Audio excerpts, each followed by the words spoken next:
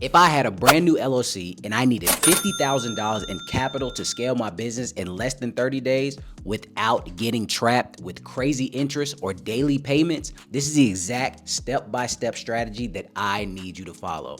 So what I want you to do right now is go grab your pen and paper, and without further ado, let's dive in. All right, ladies and gents, business owners, whoever's really watching this, if I had a brand new LLC, let's say it's brand spanking new or it's less than 2 years old, this is the exact strategy or what I would follow or what I do with some of my clients to actually get them access to 50, 75, or even $100,000 or more in capital. And if you're trying to do this in less than 30 days, then this is a good framework for you, or at least a good, foundation, so you know exactly what to do if you want to do this yourself. Okay.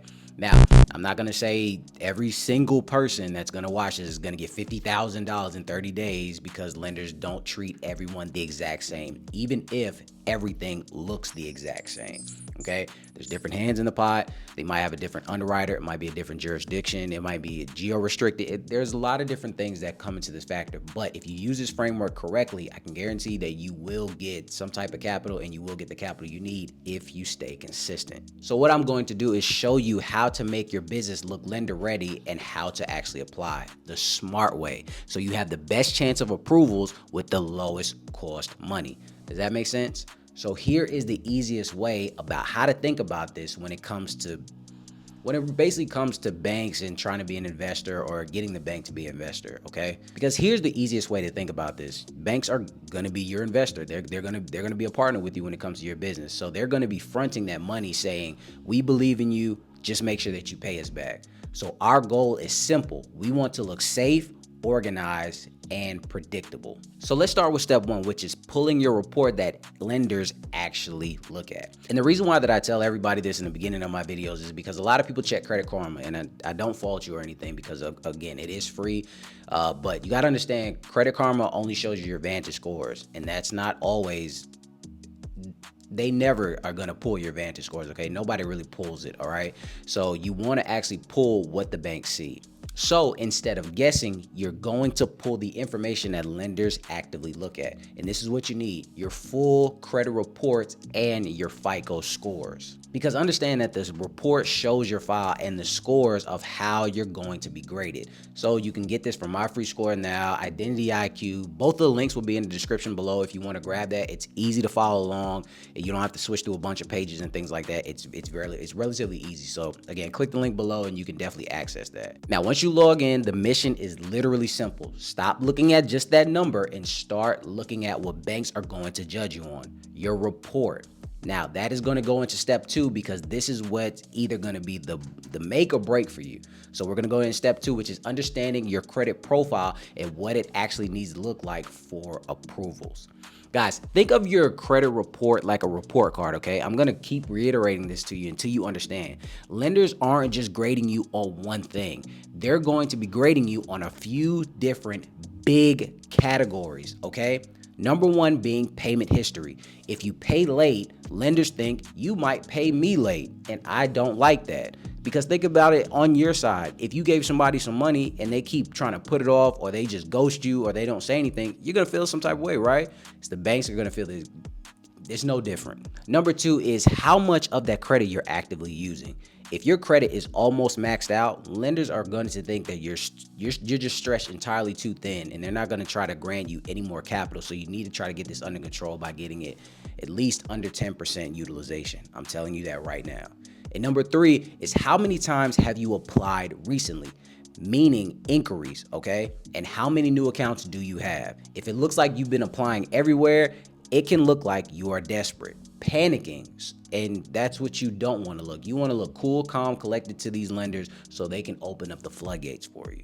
Step number four is the negative accounts, all right? So that means collections, charge-offs, late payments. I don't care how late it is. I don't care if you paid it off. If it's still sitting on your credit file, it's still affecting you, okay? No matter how you twist and turn it, okay? I don't care if that's $0 charge-off that's been sitting there for 4 years, it's still sitting there. The banks are gonna think that it just happened yesterday, and they're still gonna deny you. You don't want that. get it clean, get it removed. You can do that by clicking the link below and I will help you remove it, okay? And step number 5 is going to be all about stability. That means having pretty much everything uniform. So that means same address, clean profile, consistent info, and a believable income story, all right? Because here's the point, ladies and gents. Your credit profile is just money reputation. That's all it is. It's just going to be a money reputation. Because before you borrow big, you want to have the reputation of, you're just calm and clean, all right? And once you've done that, especially on the personal side, once your personal side is solid, we need to make sure that your business stuff doesn't look risky either, because both of these go hand in hand. And that's what's going to go into the next step, which is step 3. And with step 3, we're talking about, again, the business structure. Ladies and gents, understand, just because you have a great credit score does not mean you still won't get denied if your LLC looks extremely risky. You can have an 810 credit score, a great profile, and you're still going to get a $2,000 limit or denied. Banks don't just check you, they're going to check your business identity, all right? So you're going to have to make sure that your business looks like a real company, not just a pop-up tent. Not saying there's anything wrong with those, but I'm just saying. So first, we're talking about the entity. If you haven't already, forming an LLC helps because it's more legitimate to lenders and it separates you from the business. So business from personal, there's a gap in between that. The next thing that you need to understand is your business name. This matters more than you know, ladies and gents. I'm telling you right now, some words can make lenders extremely squeamish and nervous. You don't want that. So for example, with names like, or words like trucking, transportation, real estate, can seem extremely high risk, okay? Even if you are in these categories, depending on the lender, it's a safe approach using more neutral words, okay? Stop being so married to your business name. So you need to have things like, solutions, holdings, management, something of that nature, okay? You want to keep it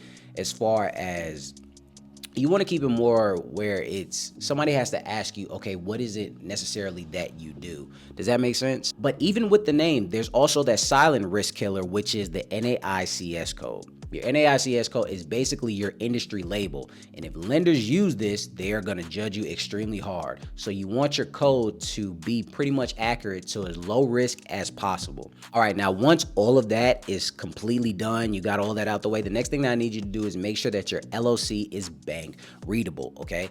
Because this is where a lot of approvals get messed up. And this is how we're going to get into step 4, which is making sure that your LLC looks clean and consistent everywhere. Banks want to use your info to match like a matching outfit. And if your business name is spelled in just one way and a different way somewhere else, this can sometimes cause problems. Not all the time, but a lot of times it can, because I fell short of that years ago. All right. So here is going to be your lender ready checklist. Okay. So of course we already have the LLC set up, but the next thing I need you to do is make sure that you have your EIN. Okay. This is the business social security number.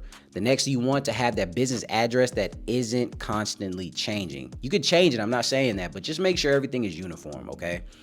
You want to make sure you have your business phone number, of course, have it separate from your personal. You want to have a professional email if possible. And you want to also have a simple website, even if it's just one page, just show that digital footprint. And if you want a business checking account open, this is some of the things that you definitely have to do. Because even to open up a business checking account, you don't want your business entity to look messy, all right? Lenders start assuming if you're messy, the money's gonna be messy. Now, do you want that? No. So what you wanna do is make sure that the identity is right so we can move into the building the business credit and getting the business capital, even if you're just going for fast funding. All right, and step 5 is gonna be all about choosing the right funding types that don't trap you with ugly payment cycles. Because if your goal is to get capital without daily, weekly, bi-weekly payments with these extremely high interests, one of the fastest ways to really invest safely and have a calculated risk point is having 0% APR business credit cards. All right. These cards can give you 0% interest windows for a certain amount of time. Sometimes 6 months, 9 months, 12 months, even 18 months, even 21 months. Okay. And if you use them correctly, that 0% window can become a free runway to invest in your business and scale responsibly. Okay. Now, I'm not saying as soon as the 0 APR ends, you're just going to be asked to spend $1 zillion. It really depends on your credit limit and what your APR is going to be. But even if you go a little bit past the 0 APR, you're going to be fine. Just make sure that you have a plan in place. All right. I'm not a fan of just risk. I'm more of a fan of calculated risk. Does that make sense? And with that calculated risk, that comes to having that good relationship with that bank. So that means you're going to have to continuously show that you will want to be an active member with them long term, even if you don't. So that means keeping deposits in, having your account stay healthy, and relationships that can help you continuously get these approvals. Okay. So you don't want to run the risk of, or the mistake of, some of my clients, and even I made way in the beginning. All right. So you want to make sure that you kind of jump the line of that, because the biggest mistake that people make at this stage is just applying randomly. So next, what I'm going to show you is how to apply smart, because strategy matters. So now let's get into the next step, which is going to be the application strategic system. Okay. Now, understand that different banks do pull different bureaus. Of course, you know that, but it can change depending on your state, where you live, anything. Okay. So you have to make sure that you do your homework and you do your due diligence. Don't just guess. Because even with my bank reps, we're always going to check that inquiry history. Okay. We're going to see what's been going on, what needs to be done. Hey, we want to make sure there's no pattern as far as looking desperate, so we can make sure that this client, gets access to whatever they're looking for. Okay. So with that being said, you have to group leaders on how sensitive they are. Some lenders are inquiry sensitive, meaning that they get nervous if they see sometimes even one inquiry, and some aren't. Okay, so, and you need to understand that. Next, you need to prioritize relationship lenders, okay? Making sure that you have the history, and try to build a even stronger relationship with them. So instead of just applying everywhere, unless you have, inside relationships like I have, try not to just automatically apply. All right, the simple rule is best. The best shot of approvals first is when everything else is already together. Now, again, just to wrap this all up, if I had a brand new LLC, or if you do and it's under 2 years, this is the exact steps that I would utilize to get that $50,000 or more in capital. A lot of people try to skip steps because they're trying so hard and so fast to skip the line, but you got to understand that you have to make sure everything is in order. Okay, you're gonna have to, no matter how you twist and turn this.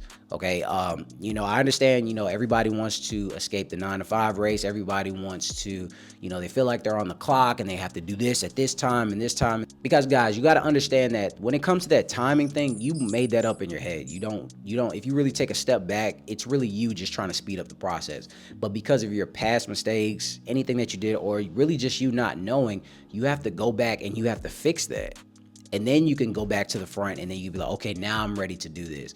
Everybody always wants to try to skip steps and what's the fastest way to do this and things like that. Guys, look, I understand we live in the social media age, but everything is still the same. You still have to make sure everything is done brick by brick before you can execute, because if not, you're going to always get low limits or denials. All right. So just make sure that you use these steps properly, and I promise you, you will get what you're looking for.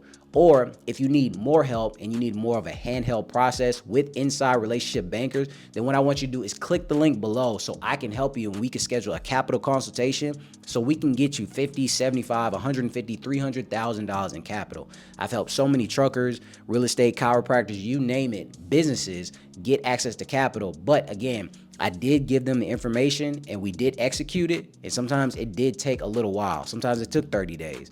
But if you really want that help, then click the link below, because I'm definitely going to do it. I want to thank you guys for stopping by. I really hope that this helps you. Again, I always try to give you the honest truth instead of what you guys just see on a 4-second clip from Instagram or any of these other ads, to really help you, put you in a different place, mentally, physically, even financially. And even if I just helped you out a little bit, I'm glad that I was able to do that. Again, I want to thank you guys for stopping by. And until next time, ladies and gents.